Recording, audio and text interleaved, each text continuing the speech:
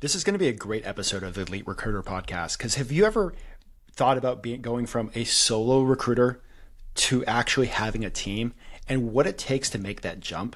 I have my special guest with me, Pat Corrigan from Palladium Point, to talk about one, the explosive growth that they've had just starting the firm and that pivotal shift from when he decided to go from, you know what, it's just me to let's build a team and scale. So Pat, welcome to the Elite Recruiter podcast. Benjamin, thank you so much for the invitation. Nice intro. And before getting in, I just want to share like how much your podcast and others that I listen to, how much they mean to me and the community out there. I know everybody says it, but the recruitment community is special. Like how much people share and this kind of platform. I mean, I've learned so much before starting my business and every day doing it, always checking out all the podcasts. So I appreciate what you do. Well, definitely welcome and excited to have you share with the listeners. So before we get started talking about the explosive growth from starting your firm and going from solo to a team, how did you even end up in the recruiting space? Yeah, love reflecting on this journey.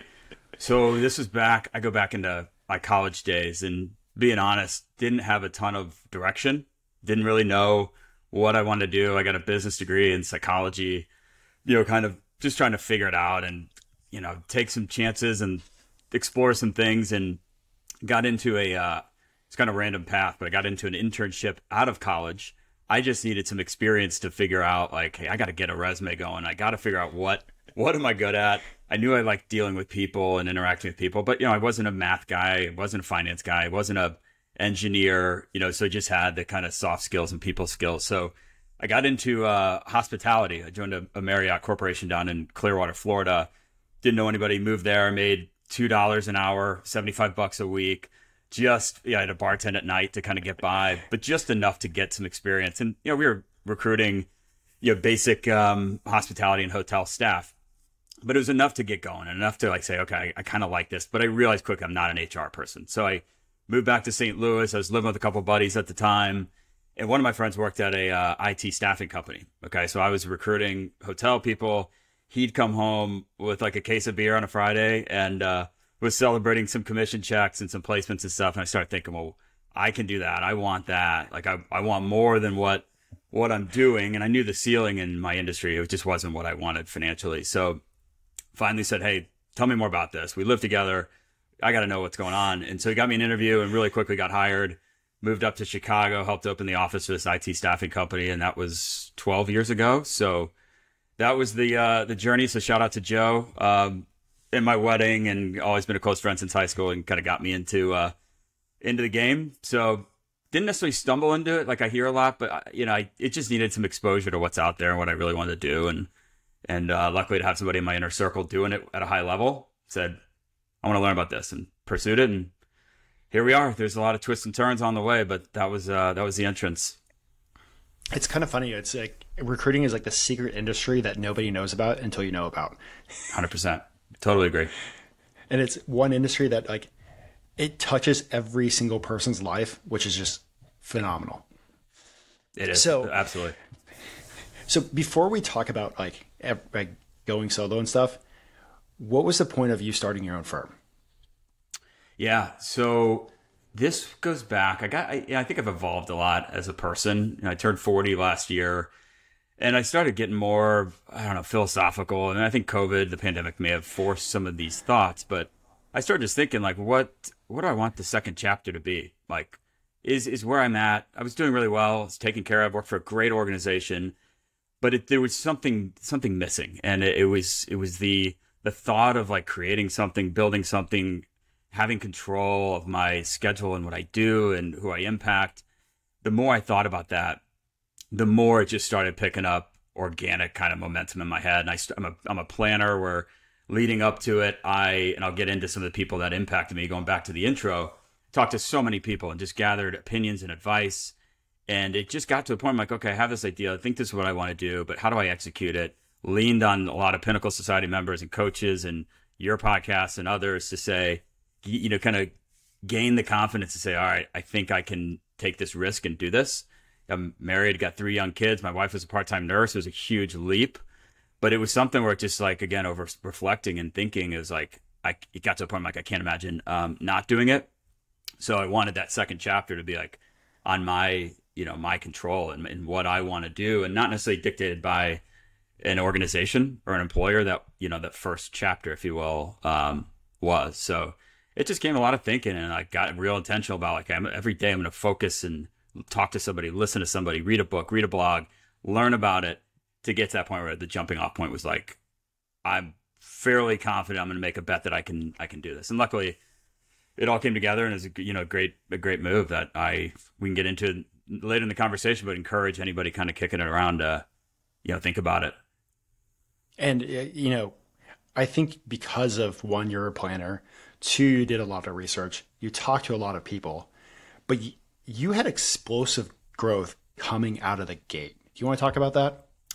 Definitely. I think a lot has to do with, we'll talk about more, I think, in the niches, but I became, over the past 6 years, an absolute student of the commercial insurance brokerage industry. So that's our expertise. And I think everybody talks about how important it is to have a niche, but mine was like hyper defined from an industry perspective, but then even down from a functional perspective, working with producers and sales professionals and sales leaders, like we get down very micro. So I, got to know that space really well, had a lot of success in my past chapter, and built a very big network in that space, knew it really well. And so when I launched, I had a lot of connections in the industry. And, again, I'm grateful every day for the people that believed in me out the gates when it was just me. But I think it just comes down to really understanding the industry that you operate in and who you serve.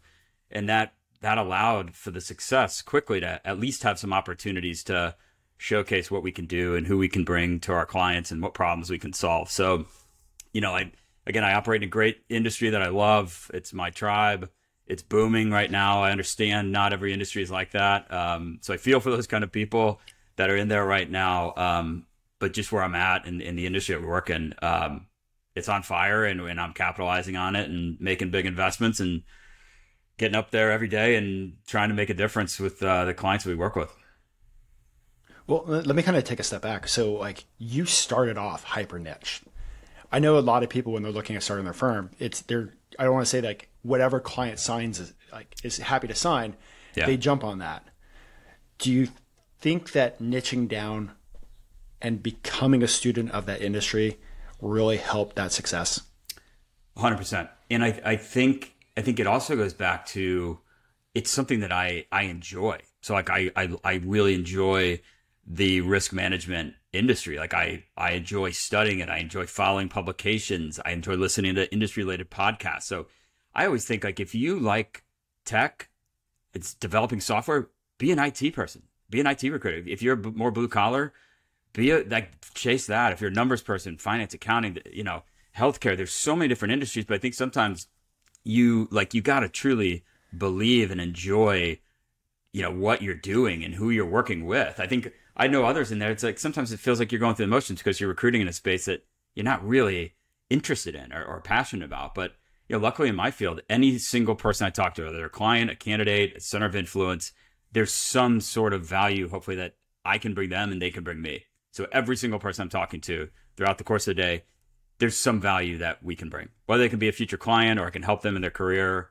That like real defined niche, that's what it's all about. Is every touch point, every relationship, there's something there that we can explore. So I know it doesn't work for everybody in every industry. I'm in one that's just like real specific. So I don't want it to come across as like too easy. It's just sort of like how it's been for me over 6 years. And I just keep on that path, and I know it's taken us in the right direction.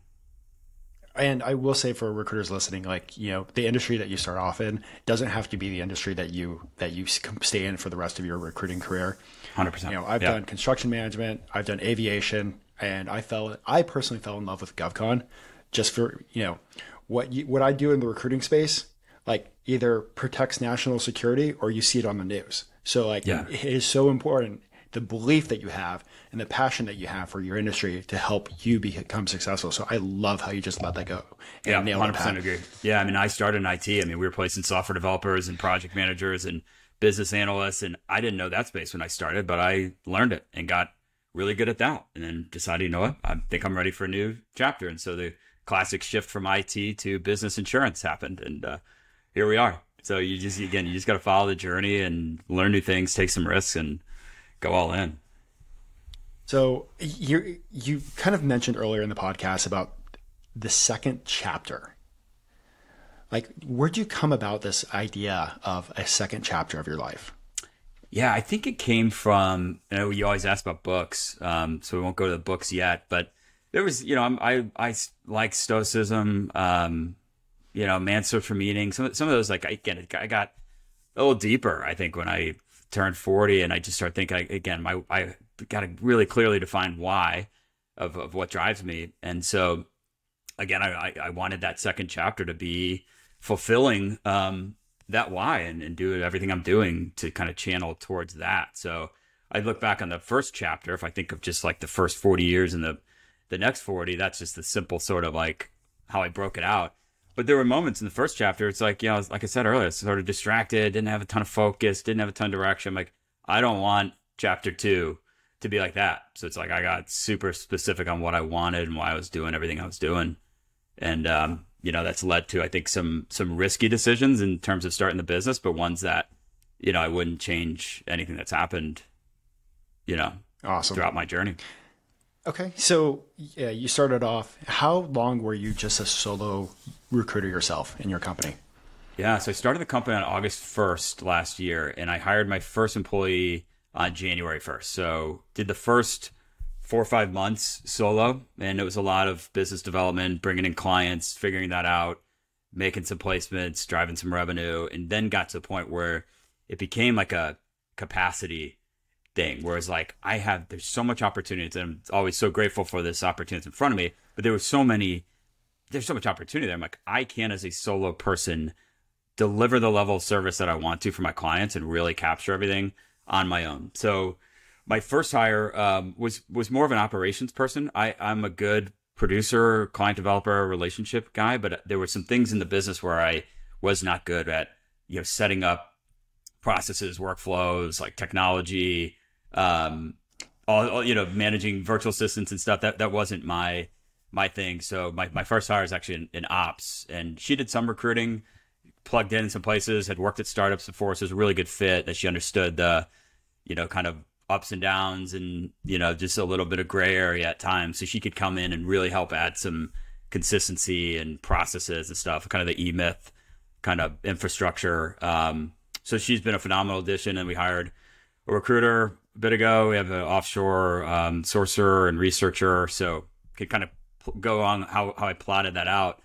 But it was, for me, it was when going from solo to scaling, it was like I had to think deeply of like, what do I want? Do I want to be the solo person, which I think is awesome too. If you're good at that and that's your jam, go for it. I thought that was going to be me. But then again, the opportunity that popped up and said, okay, do I want to build a legitimate business, create opportunities for my future employees, and really get to the next level? If so, then I gotta double down and invest. So many times, like when recruiters start building a team, they just, let's hire a recruiter, let's hire a salesperson, let's hire a salesperson. Yeah. From what I've actually spoken with on guests on this podcast, people that have sold their companies, have scaled very large companies, they've talked about the importance of building that foundation. And it sounded like that was your ops person. It was, yeah. Why? Yeah. Have you ever read the book Traction? Do you know EOS? I've seen it, but I haven't read it. Yeah, so I'm not all in yet on EOS. It stands for Entrepreneurial Operating System, but the book Traction is about a visionary and an integrator. So there's their two roles. It's really interesting. I would check it out.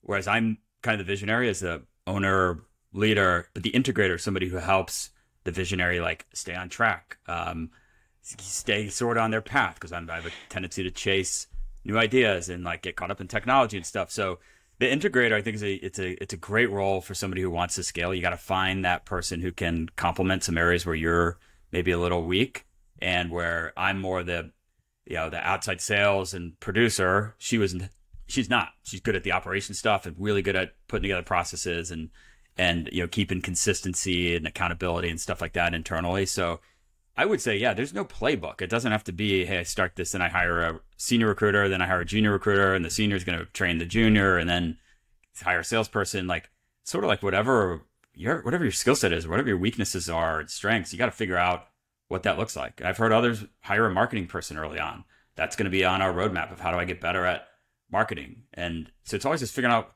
what are some gaps and how can I invest in areas that, leverage my strengths and vice versa for that other person. And that actually, like, the question that I was going to ask was just like, why did you not hire a recruiter with all the work coming in, and why did you hire an ops person? But I think you just did a good job answering that. Yeah, I knew the recruiter was shortly after. It was more of a when, not if kind of deal, and so it took a process of like, all right, what are we really looking for? What's important in a recruiter? Like I had to absolutely nail that hire, but I really wanted to get that person, whoever the first recruiter was going to be, have the right platform, have the tech, have everything built out. So when they started, it was like, okay, you guys are legitimate. It's not just like a one-man band in Missouri, So there was a little bit of thought behind and planning behind what I was doing. I don't know if I give myself enough credit for it. It's kind of like, luckily I met Adora and she's here, but we're building something that can now scale, and any future team member has access to like an actual business, not just sort of a free-for-all search firm. I actually love that, because when I was coming out of college, I ended up taking a job with Aerotech, but I actually had another offer for another recruiting company that actually was a higher salary, a higher commission, and I got to work from home. But it was just like, talking with a few mentors, and they were just like, there's no structure. It was just you're now a recruiter. Yeah. Yeah. And I'm like, at that point in time, I'm like, come on, Aerotech's like such a pay difference compared to this one. They're like, you need structure. You need a place. Like, if you walk into somewhere where there's nothing, you are going to fail. I was like, I guess you're right. And, so grateful I took that advice back then. So I love that you're not just setting somebody up to fail. Definitely. Yeah. That was the plan. Because again, when it came down to like, all right, solo or scaling, when I went all in on, we're going to build a business, then it became, okay, what does that really mean? Like, what do I need to do that? And that's when it became clear we got to have an actual like solid foundation to build upon. I can't just hire recruiters and say, all right, here we go get them. Here's your login to your ATS or whatever. Like we needed a lot more thought process behind that, training, videos, and all that we've we put together over the past 5-6 months. So where did you find this awesome ops person? And like, it's more of the question for other people that are looking at this idea. Like, where do you find this type of person? Totally. I headhunted. I mean, I treated the role like it was the highest priority client requirement that I had at the time. So got out there on LinkedIn. I put together job descriptions. I crafted personalized outreach, and I did that for the recruiter too. And it's I think if you're trying to hire the best internally, you have to treat it like it's a VIP client. You got to find the time. I know it's always like, oh God, I got this rec and we got to get more candidates. But if you don't prioritize the internal, you're just never going to get out of that rat race. I feel like that I would have been on if I didn't buckle down and say, all right, I got to do this. And then so it's coming up with what's a compelling story, what's my vision, what's in it for this person, why would they leave a gig and come over to a brand new startup where they're the first employee? There's got to be something there for them to ultimately want to be a part of this. And so it took a lot of prep and crafting the message, and again, just treating it just like it's a new job order from a client. Ran through the whole process myself and managed it. I created a role in my ATS and managed the interviews and stuff. So I would highly advise others, if you're thinking about scaling, like truly treat it like it's an important position for your client. So kind of talking about advice for scaling, do you have any advice for somebody looking at making the jump from being a solo recruiter to actually building out a team? Yeah, I mean, I think it takes that self-reflecting that I've talked about a couple of times. I mean, it comes down to the individual and like what brings you energy. If bringing you energy is doing deals and being a 360 guy, that is great. Like I think the world of those people. I know a bunch of them who absolutely kill it every day. You've had many on your podcast, and that's like their thing, and that is awesome. But then on the flip side, if what brings you energy is impacting people, creating opportunities, scaling and doing something bigger, then that's, you got to figure out that path too. But I think a lot of it just comes down to taking the time to think about what is it that you truly want and what brings you that energy. Like for me, it used to be, it still is. I'll always be a producer, no matter what. Always going to be running a desk. I can never get away from it. It's what brought me in the industry, and you can't peel me away from that aspect forever.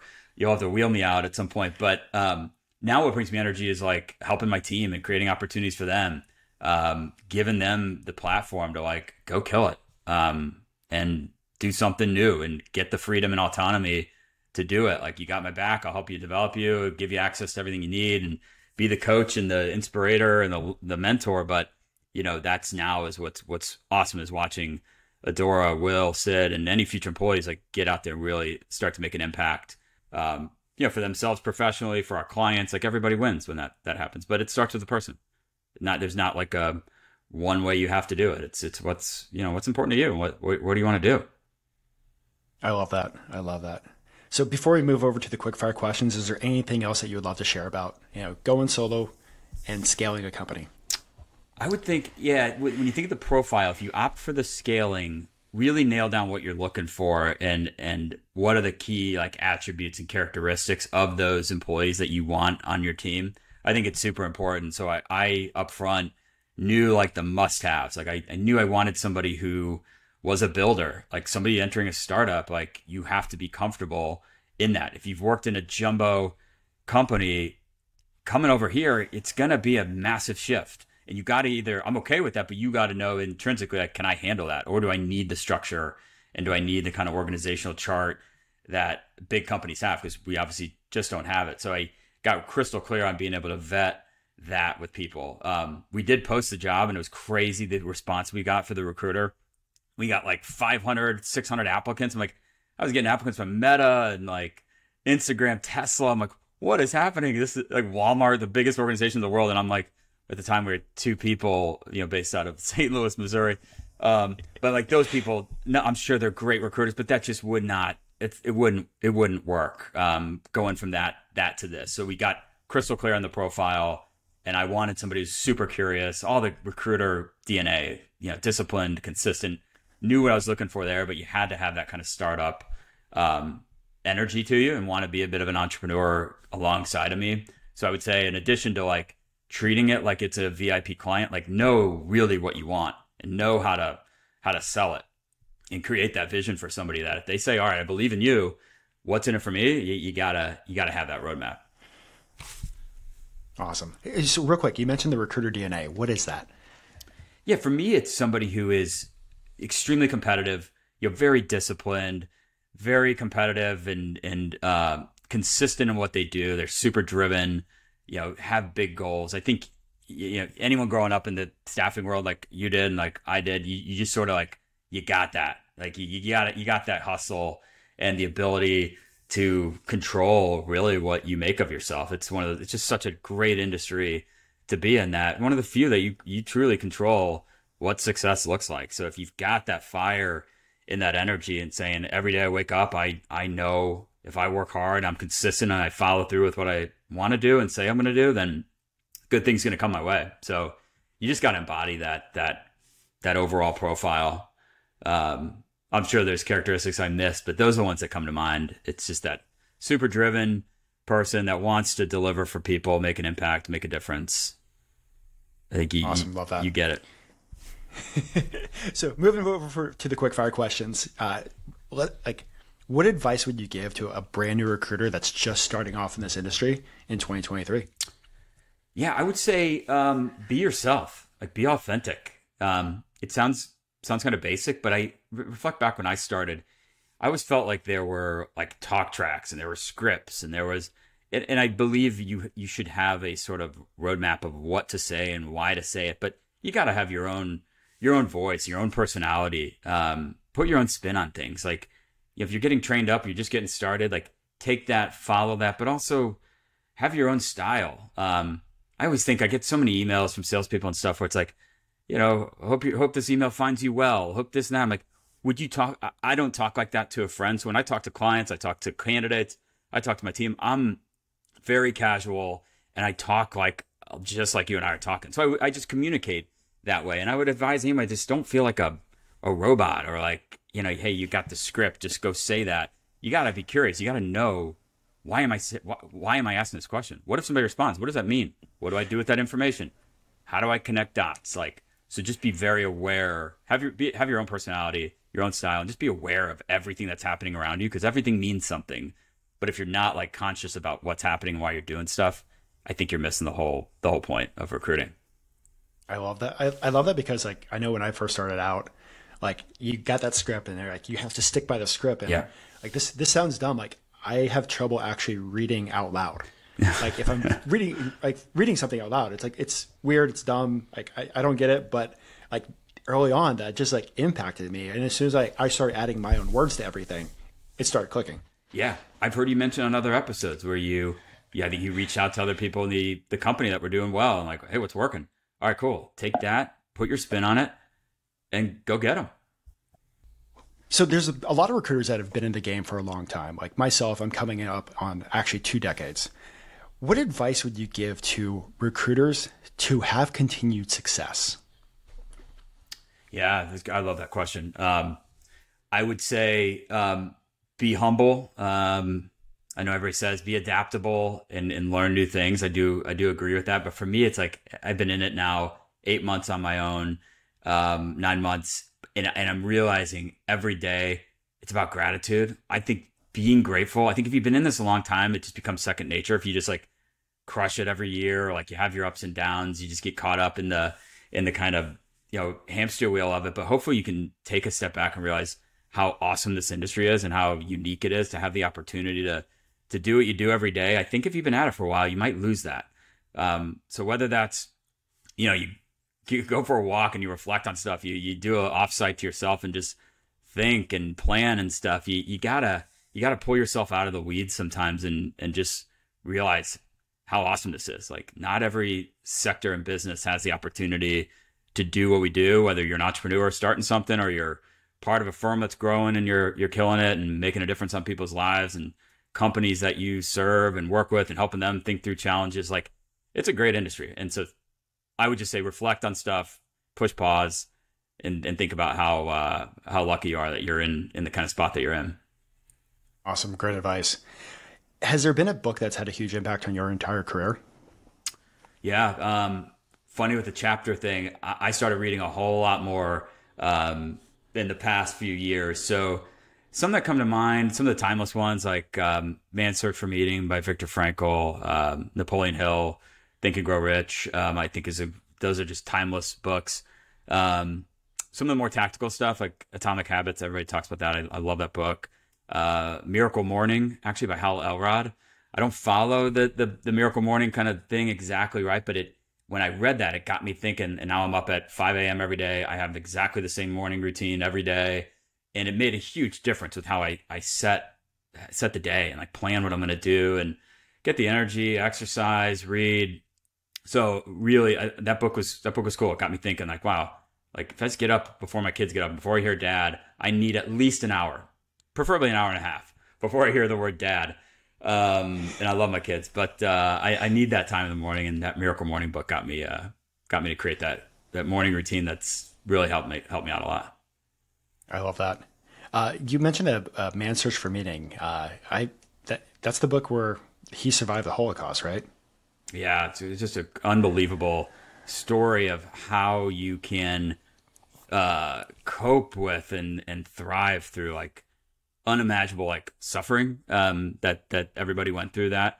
So it's broken up into 2 parts. Part 1 is just his sort of story of what he went through, and then part 2 is more of like, his he calls it logotherapy, about how he views like finding meaning in life. It's super deep, it's super powerful, and it just got you thinking like, oh my God, can you imagine what the suffering that people have gone through, and puts in perspective like some of the stuff that sets people off these days and gets you frustrated. I'm like, well, can you imagine that? And so it helps just sort of ground you a little bit and keeps things in perspective around like gratitude and stuff for what you have.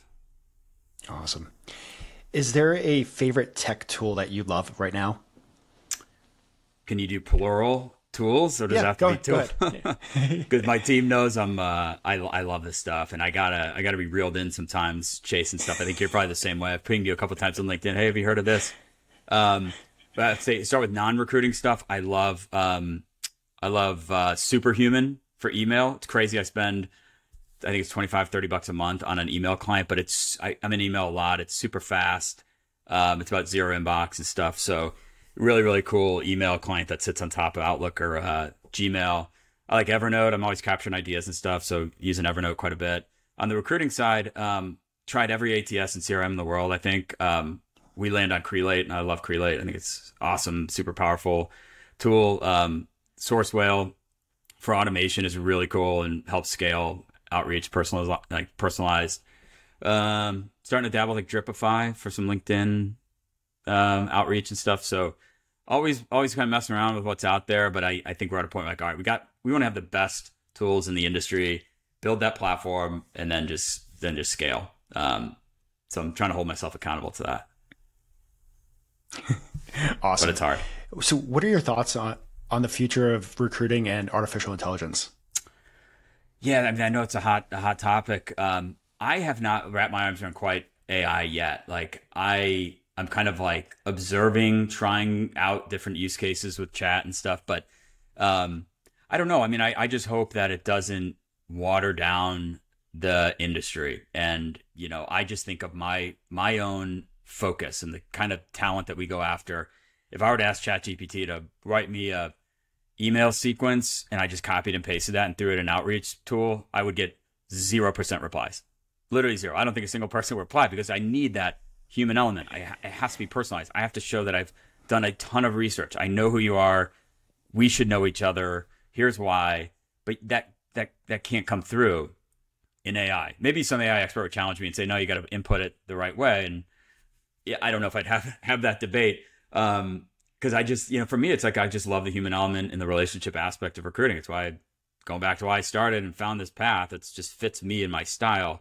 So I guess my hope is that doesn't, ever get diminished. You find little pockets where it can add efficiency, and that could be transcribing notes. It could be, little things here and there. But, if you're just pushing out content or writing blogs through chat, I don't know. For me, that just doesn't necessarily jive. But I'm also sort of the observer mode right now. I'm not all in on it yet. I'm kind of feeling it out and seeing what other people are doing, trying to learn from others, and then take maybe what works for me. But again, there's no prescription of like, hey, you got to do it this way. I know there's probably people who kill it using it, and I'm just not quite there yet. And again, it's the beauty of the industry. You do what works for you, what fits your style, what fits your audience, and that's that should be what you follow. Is there anything that you can attribute to you reaching your success and where you're at today? Yeah, I mean, I've said it so many times. I think it's such a relationship industry. I mean, I'm so grateful for the relationships I've built over the years that trust me, believe in me. So it's at the core. It's that. I mean, I think if you're a transactional person who's kind of popping in and out of different clients, trying to get some opportunities and fill some jobs and rolling on, can you get there doing that? Yeah, but it's going to take a whole lot of more grinding and reps and stuff. But if you focus on being a real advisor and a consultant and a extension of their business, that's what we do. I mean, we want to represent our clients at the highest level in the market, and they got to trust me, and that starts with a relationship. It doesn't happen from a cold email and one discovery call and saying, all right, let's do this. I mean, these are people I've known for a long time. So it takes time. I think, people starting out, like, you got to plan, you got to really vet, who do I know? Who would take a call from me? Can I get their trust and their commitment to say, hey, if I start this, would you be my first client? Like, I had that conversation and it turned out to be my first client. But I had that proactively because I wanted to say, like, all right, if I'm going to do this and I've got all this at risk, what can I control to my best of my abilities to at least get a shot at success? And so it all just starts with relationships. It's been kind of the theme of this call, but that's what it's all about for me. Awesome. And this is actually one of my favorite questions. Like, everything that you've learned, everything you've done, you've experienced, if you can go back and talk to Pat at the very beginning of his career, what would you tell yourself? Yeah, I love that question too. It would be to trust the journey, trust the process, that everything that's happening around you is leading you somewhere. Because when I got into staffing, went up to Chicago. We did some great work. We expanded the team. I was doing deals, making placements, helping others. And I got let go. And I was not at the time. I was like, I'm not that guy. How did this happen? And so is at a moment in my life where I'm like, oh my gosh, how do I rebound from this? And then it was a sequence of events that if they didn't happen, I wouldn't be talking to you. I wouldn't be doing what I'm doing. And so a company believed in me, relocated me back to St. Louis. So I had the opportunity, had a really fast start, ended up getting into leadership with them and into kind of a player coach role. That was the opportunity for me to get back to St. Louis, where that's home. So that was a massive deal. If it wasn't for them saying, hey, we believe in you, we think you can be a great addition to our St. Louis team, get you back home, I maybe would still be in Chicago, kind of grinding it out and doing who knows what. But they brought me to St. Louis. And then I got a call from a headhunter about my previous role, about the opportunity. If I didn't take that call, I wouldn't be here. But I luckily took the call, and they caught me at the right time and had a really awesome opportunity. I was in the business insurance world.